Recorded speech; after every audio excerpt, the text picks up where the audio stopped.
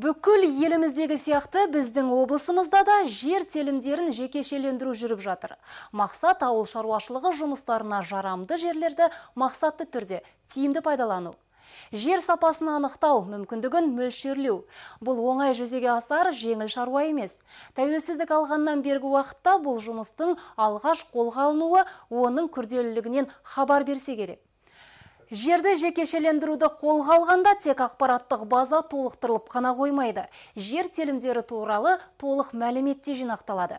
Жерді дұрыс пайдаланбау деректері Ақмола облысында да жиі жолығады. Кейбір жер иелері жерді құнарландыруға шығын шығармайды, сөйтіп ақ сортаңын шығарады. Не оны қадірін біліп, күтіп ұстайтын сұрағанға бермейді. Содан келіп қарама-қайшылық туады. Жер жеткілікті, ал бос жер жоқ. Біздің өңірімізге келіп кәсіп ашқысы келетіндер көп.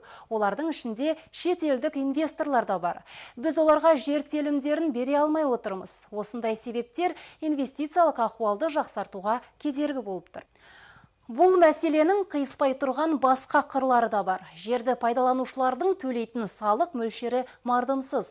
Қағаз жүзінде ғана жерге ие болып, онымен жұмыс жасауға асыға қоймайтындар көп. Сондықтан жекешелендірудің маңызы зор. Оған біздің тілшіміз көз жеткізді.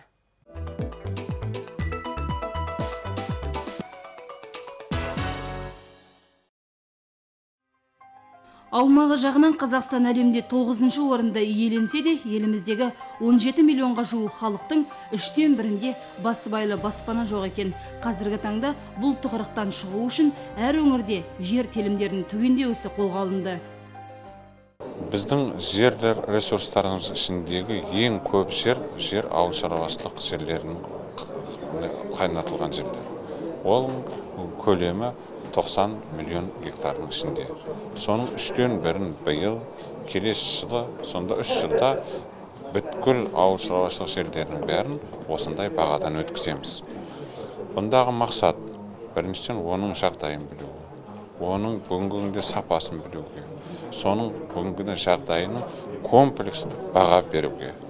Соның нәтижесі бойынша оны әрі қарата соған бағдарлама жасап, қалай оны жақсы ұқыпты негізді пайдалану. Мәселен, былтыр облыс бойынша 1,5 миллион гектар жер игерілмеген. Қазір оны мемлекетке қайтару мақсатында жұмыстар жүргізілуде. Қаншама жердің текке бос жатқандығы өкінішті. Бір ғана мәселені шешіп алсақ, қалғаны өздігінен реттеледі, яғни жер салығын көбейту қажет. Жекеменшік үйлердің құрылысына арналған жер телімдерін түгендеу биылғы жылдың 1 маусымына дейін аяқталуы керек. Бұл межені орындауда біздің өңірдің көрсеткіші қандай болмақ? Полномасштабные мероприятия идут на сегодняшний день. Қазір облыс бойынша жұмыстың 70% атқарылды. Көрсетілген мерзімге дейін үлгеруіміз керек. Қазір Көкшетау қаласы бойынша жер алуға кезекте тұрғандар саны 8 мыңға жетіп жығылады. Бірнеше жылдан бері сірескен сеңдей болған кезек әлі де еш жылжыр емес. Сейчас в данном случае предоставление земель для индивидуальных. Қазір жер беріліп жатқан жоқ. Себебі оны пайдалануға беру үшін алдымен инфрақұрылым жасау керек. Ал ол бізде жоқ. Жекеменшік үй құрылысына арналған 25 мың жер телімінің 12 мыңы Целиноград ауданында орналасқан. Өйткені Көкшетау маңынан бос жатқан жерді табу қиын. В судах тяжело доказать то, что земля не используется. Қай жердің кәдеге жаратылып, қай жердің игерілмегенін бірден көруге болғанымен, оны сотта дәлелдеу оңайға түспейді. Жалпы 18-ге толған әр адам өзінің жылжымайтын мүлігі болмаса, 10 сотық жерді тегін алуға құқылы. Бірақ бос жердің болмағандығынан тіпті әлеуметтік нысандарды салу мүмкін болмай отыр.